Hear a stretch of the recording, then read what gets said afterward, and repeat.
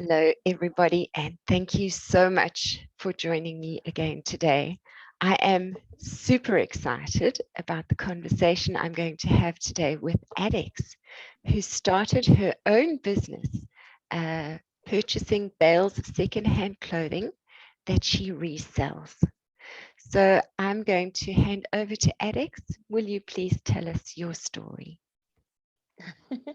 Hi, good morning, Melanie. It's so nice to see your face again. And thank you for having me in here. It's such a great privilege for me to be here to share my story. Thank you so much. Love you. You too. I'm a great supporter Uh, of your work. Thank you so much. Yeah, my story is an emotional one, Mm. a little bit long. Okay, let me just start anywhere. I was working in a petroleum company before, earning good salary. I was working fine, living fine. Things were very okay. But life happens, Mm. and I had to stop the work. So I was at home trying to see, okay, what can I do? And at that time, I have a little baby whom I have to what is she going to eat? How are we going to feed in the house? And during that time, my husband who works in a bank, also there was this downsizing of workers in the bank. I think around that time, 2010. So Mm. 2011, I stopped working 2010. He stopped working 2011. So it was pretty difficult. We were barely surviving in Mm. the house. Mm. You know, I have to depend on people here and there. There was a time I took to the internet all my old secondary school friends, high institution friends, I want to send them messages, please, I need money to feed this and that. So I began to try so many things. I decided to pick up some menial jobs here and there, but there was not just any way coming. So in 2013, I just got tired about my life. Mm. I've prayed, fasted. God, what do you want me to do? Mm. So there was even a time I had to pray a very dangerous prayer. I said, God, if you know you are not going to help me, Mm. just take my life. I am ready to go because I can't begin to watch my daughter. She's as thin, very thin. Mm. She's very, very thin because I had to give her, there's this thing we call cassava flake. We Mm. call it gari in Nigeria. I have to soak it overnight or maybe from morning till evening with lukewarm water. So it becomes soft Mm. for her to be able to eat. So she was barely living on that. So I got so tired. Mm. Got so tired that so there was a time I was just scrolling through Facebook and I saw someone advertising bales of clothes. Mm. In Nigeria, we call it okrika. Mm. That's what we call it. So I sat down. I'm like, it's like I can sell something like this. So how to raise the money was now an issue. So I had to call because there was a time where I served. I served as a teacher. So there's this boy there who likes me so much. So he traveled to the UK. So I just called him. I said, I want to beg you for something. He said, what, auntie? I said, please, I need you to loan me some money. Mm. I need to start something with my life. Mm. So he said, okay, that shouldn't worry. He's going to get back to me. Some couple of days later, he called and said, auntie, I've sent you 40,000 naira. That 40,000 naira is like, I received, I don't know. So he gave me the money. I went to withdraw the money. So I approached this woman that sells the bales of clothes. I asked her, how much is the bill? After so many consideration of what I could start with. So she offered to give me a blouse. It's being called chiffon blouses. Mm. So I bought that. She said it's I think 70,000. But I told her, I said I have 40,000. Will you take that Mm. 40K from me? By the time I'm done selling, I'm going to refund your money. She said, yes, fine. I was so mm, happy. So that mm. was how my journey into Bale business started. Wow. So that is a very heart-wrenching story. And I know that a lot of people who are in the network watching can maybe relate to that. So thank you very much for sharing that, because a lot of people feel, I can't start anything. I'm in such a desperate situation. And just that desperation robs them of any energy to try anything. So I feel it's very powerful hearing you say that you persevered, and you persevered through those feelings of wanting to end your life to come to a place where you found a solution for yourself in a self-reliant way. Was there a moment when you had that 40K in your hands where you were conflicted because you felt you needed to spend the money on your family first? Yes, I was really torn between paying my daughter's school fees, because as at that time we were owing 3 times fee. In Mm, fact, it got to a time that an instruction was being given from the school that the school bus shouldn't come and pick her at home because we were owing for 3 times, mm, nothing anywhere. But I had to beg them in the school. I told them, just, there is this faith that was in me that time. I actually went to the school. I told them, I said, joking, I just told the proprietress, I said, you think say no go better for me? And I said it in pidgin language. I said, you think it's not going to be well with me? mm, I said, just give me a couple of time, everything will be fine, and I'm going to pay all the funds that we are owing. After so much deliberations, they were like, okay, I should just go ahead, I should start coming back to school. So that time there's this conflict of interest coming in. Should I pay part of the school fees? Should I buy food stuff at home and mm, still think of what else I want to do?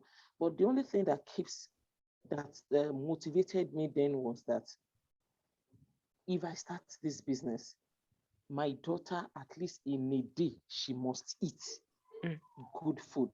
mm, And that was, I just had to close my eye, and I went to invest the 40,000 naira in the business. And God being a good God, the bill, immediately I got it. There's this woman I met at our bus stop. I was waiting for a car to help me in carrying the bill. I didn't know it was as heavy as that. So I wanted to use a motorcycle, but it couldn't carry it. So as I was waiting, okay, how will I transport this? The woman was just coming, and she was like, oh, where am I going to? I said, I'm going home. So she helped in carrying the bill. So on our way, she was like, oh, she likes wearing pre-loved clothes, that because it will have so many designs and is relatively cheap and all of that. I said, okay. She said immediately I opened it, mm. I should bring it for her. Do you know, I started business with 40,000, Yes. and my first sales was 20,000, 21,000 naira. Wow. Wow. She bought 21,000 naira and she gave me the money in cash. Immediately I went back home, I would just begin to dance. When I got into the house, my husband was like, what happened to you? I said, guess how much I am worth now. I told him, I just made a sales of 21,000 naira. He was over the moon. He was so happy. He was like, wow, that night I went to the market. I Mm, bought food. I mm, bought so many things. mm. In fact, we ate that night like our lives depend on the food. Oh, wow. So after that time, the motivation comes again, and I'm like, wow, so I can actually make sales. So I begin to look for ways by which I can be able to sell the Mm, items. mm. As That that is such an inspiring story. That is so amazing. Your faith was rewarded straight away. That she was in the right place at the right time at the right time, to carry the exactly, veil with you. Uh, exactly. and what I'm loving about your story is that it's a story of connection with people. You could have not have made this transition if you had not asked for help along the way. Exactly, exactly. And through her, you know, one thing about this business, like people that are just starting the business, I usually tell them, it doesn't mean that you're just starting. When God is leading you, and you have the faith yourself mm, that I am going to be prosperous in this business. I said, it is a kind of business when you have niceness. When A buys from you, A is going to tell B, oh, this person sells this. Is actually beautiful. B will tell C, C will tell, that is how it mm, was. So the woman actually told some people, oh, I met a woman in my estate who sells pre-loved clothes. People start trooping in into my house, coming to buy, to select, and within, I think it was within a week, I balanced the 30K that I was supposed to pay the lady. I wow. balanced her, and at the end of my sales, I was able to realize I think 80,000 naira, which I used after a payment. I realized 80,000 naira, which I used to purchase another bill. But Mm, during that time, I wasn't lazy. That time, I will back my baby, mm, tie her very well. mm, I have a bag that I normally use, an handbag, and mm, there's another one in the sack. So I'll put the sack on my head, mm, carry the bag, mm, back my baby, mm, and I was moving from one shop to the other, mm, one houses to the other, telling people, will you like to buy? You like to buy? Will you like to buy? And how I now progressed in this business.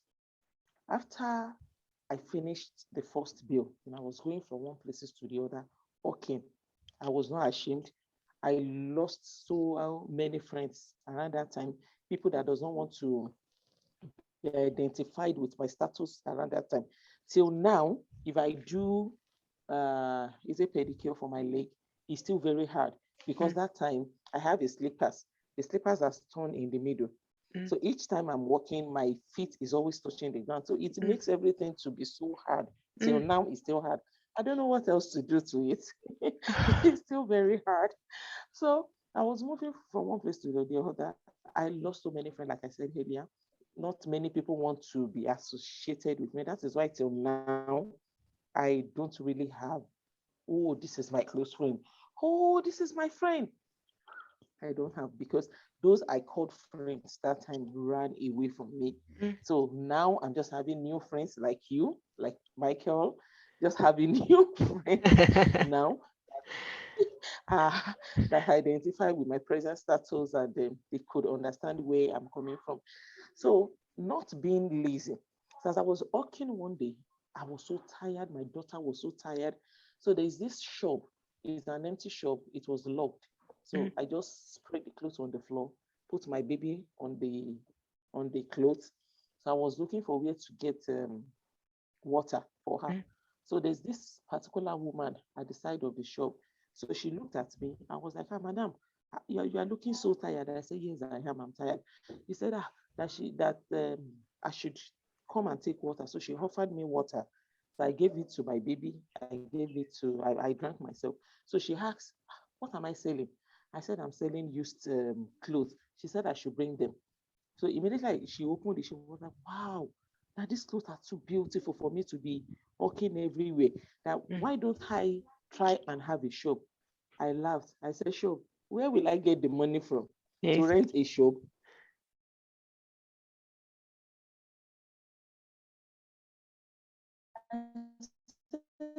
there's no money anyway. She said, okay. She gave me her number and she told me to come back the following day. So when I got back, is when the way I was with the business.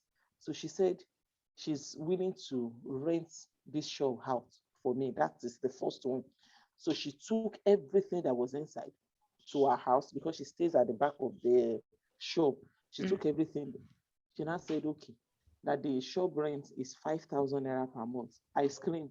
I said, where will I get that kind of money from? I can't get I can't get it. That as I thanked her for her help, I Mm. said, there's no way I can get that money. She said, no, talk. How much do you think you can pay? I said, I will pay 1,000 naira. She said, ah. I said, that's what I can afford. She said, okay, there's no problem. If I pay 1,000 naira, I'm going to pay for a year. I said, where will I get 12,000 naira? I don't have that kind of money. She said, okay, how much can you pay? I said, now I can pay for 6 months, which is 6,000 naira. She said, agency and agreement, this and that. I said, I will help you to add additional 2,000 naira. She said, I said, yes, ma. That is what I had. And that was how I got the shop. Wow. Free of charge, a very big shop in a lucrative area where there are many people. You know, that was how I got the shop. And that was That's how amazing. my level of business changed. So I stopped working that time. I had to put everything in the shop to start selling. So why do you think she was prepared to take a risk with you? You know, like I said, my faith, and probably God must have ministered to her, because I asked her later, because we became very close. So I asked her, I said, what was it that you saw that day that made you to take that decision of giving me that shop? She said, even our own, that she knows someone.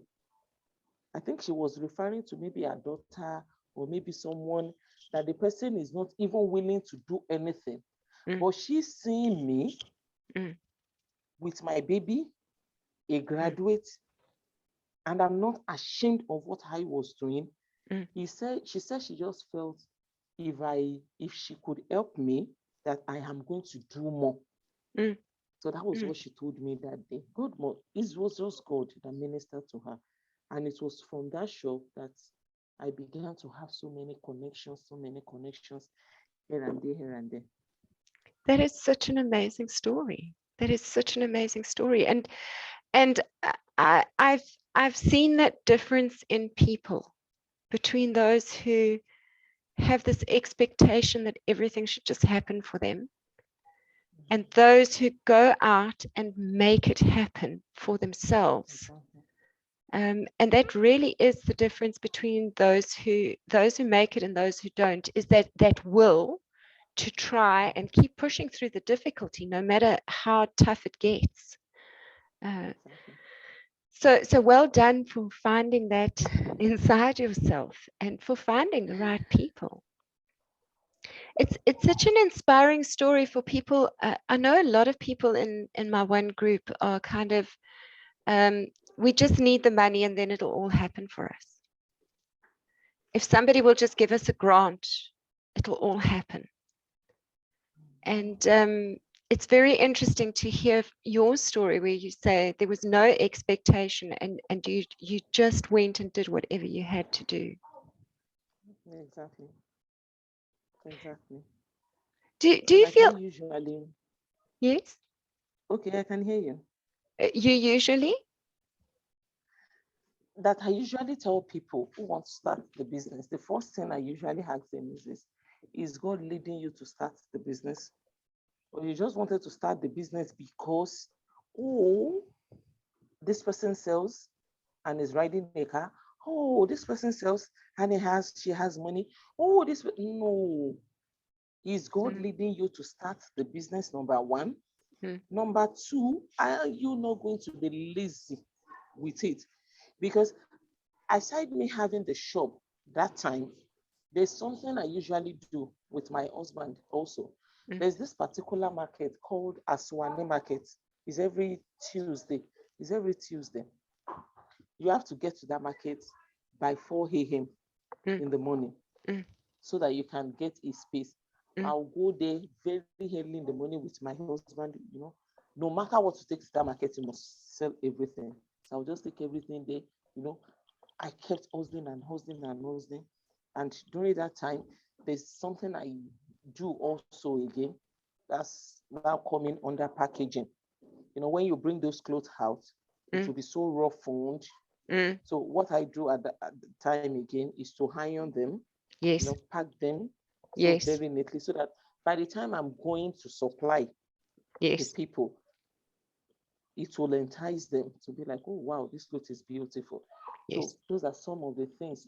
It's not something you have to package. You have to go extra mile in making your goods attractive to people. Yes. So those are some of the things some people lack when it comes to business. That is why you see A having a business, A and B are doing the same business, but A is selling more than B. Mm. What is making A to sell more than B is Mm. the approach at which A is putting into it Mm. more than B. So Mm. those are some of these little Absolutely. I remember when I used to sell clothing at the markets in the 1990s, I used to wash the clothing in a common fabric softener that everybody used, so that when people put it on or tried it on, they'd get a familiar scent that reminded them of home, of their mothers. And I always said it was my secret weapon, because that little bit of extra just made the garments more attractive to the buyers, even if they didn't know why. They were maybe responding to this familiar scent some of the time. So I totally hear you on presentation. That is a really, really important thing to consider. So how did you kind of budget with the money that was coming in? I'm certain that at some point when the money was coming in, you were just like, oh, I'm just going to go spend it on everything we need. How did No, I you don't do that. remain disciplined, and how did you understand what you needed to hold back for the business, and what you could spend?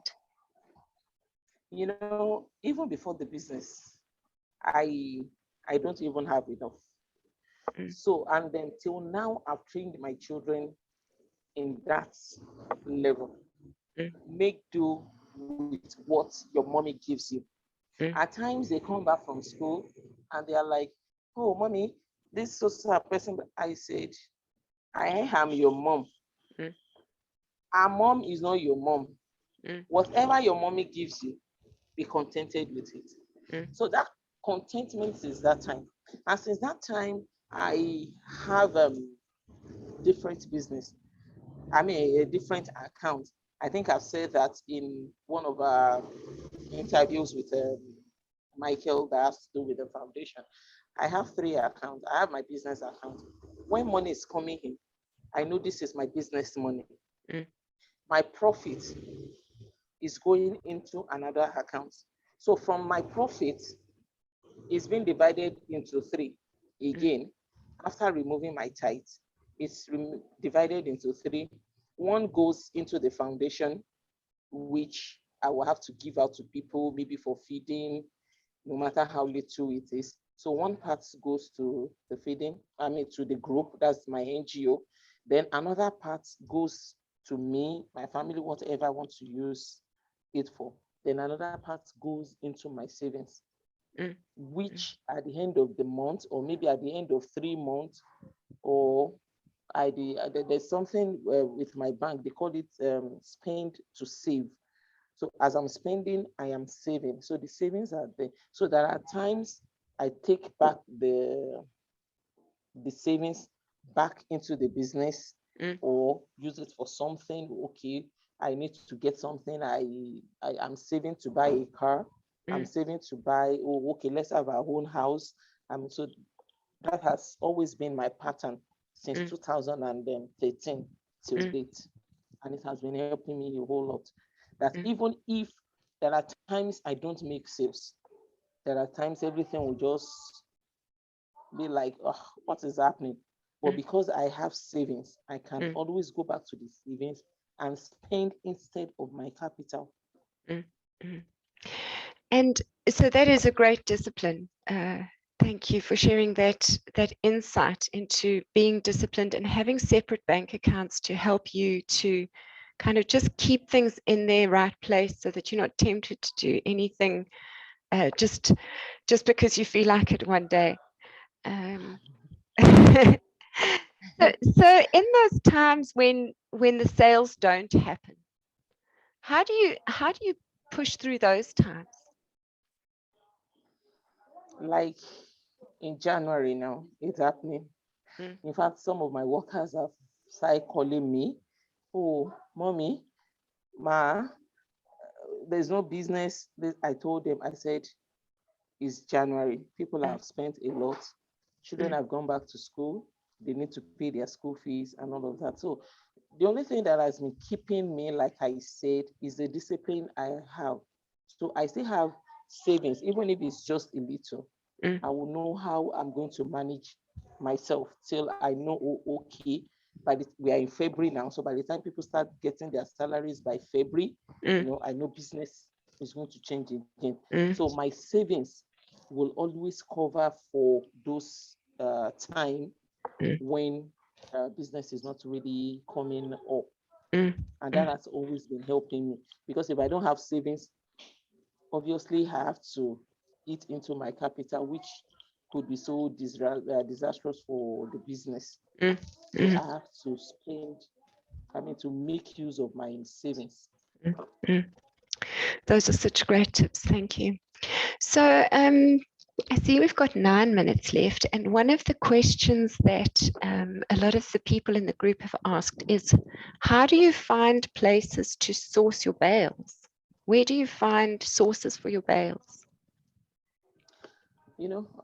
Along the line, like I said, as I was going into moving on in the business, I came across someone who happens to be an importer. So he imports the bill. So I was called upon one day and said I should come and check the bills. So on getting there, we bargained with the price. So he said, okay, just go and sell without collecting any money from me. Say sell. Whatever you're able to get, just give it back to me.